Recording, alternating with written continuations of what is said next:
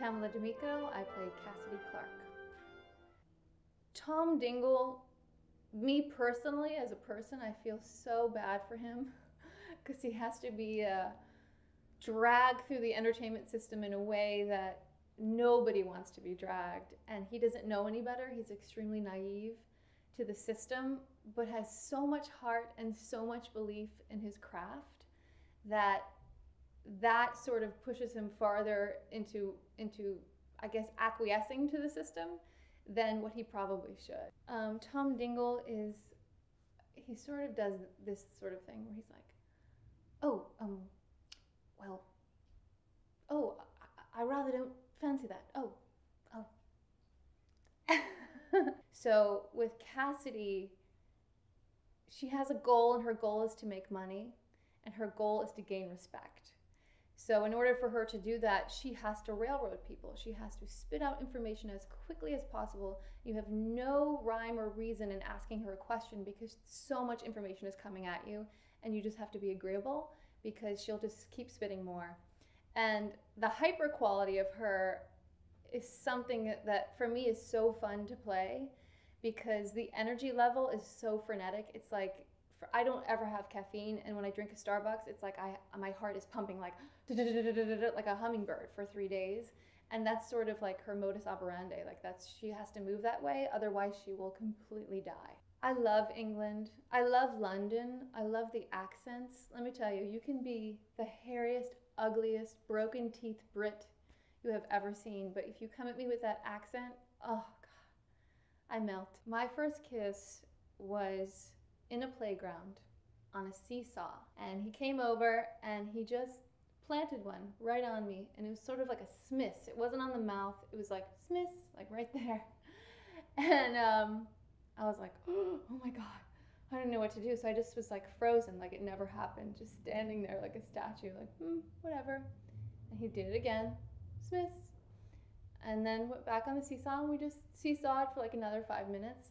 And then I saw him in the playground or at recess after school, and I was like, that's my boyfriend. And as a singer in my shows, I was telling a story about my first kiss, and it came up, and then I ended up looking him up on Facebook. And I sent him a note, and I said, hey, it's me. I used to live in New York, and I was the girl who moved away, and you're my first kiss, and now we both live in California, like we should say hello. And he's like, yeah, that's great. I'm moving to Singapore with my boyfriend. So I was like, oh, okay. And the diva part of me was like, I had my first gay fan when I was in kindergarten. Passion in people turn me on, and I mean in a general sense. If you're a botanist who loves to watch plants grow, if you're passionate about your work, I'm like, I so want to come watch you watch your plants grow. What do I want written on my tombstone? Probably, she got shit done. That's it. I've had a lot of great mentors in my life, in all walks of life, not just entertainment. I have a really strong Italian family. I have a lot of strong women in my family. And my mom, my grandmother are great inspirations. Asking an actor or a performer, why do they act? Or why do they perform? Or why do they sing?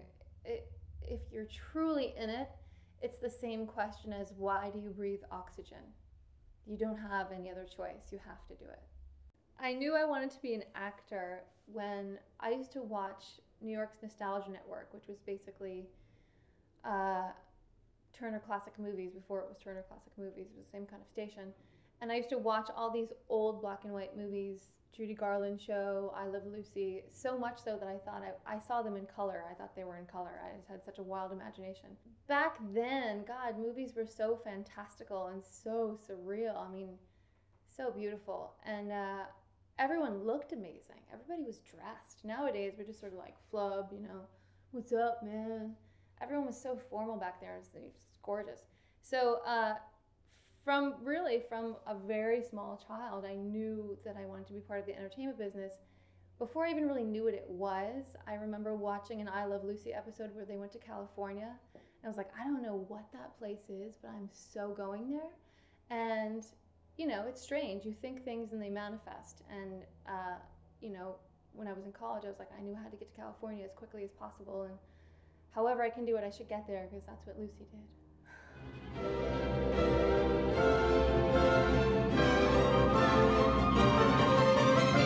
Some dog, you have no idea. This is gonna be a big hit. We've got all directors in town asking me for meetings for the script. We don't even have the script. Listen, we know in the UK you're a huge commodity.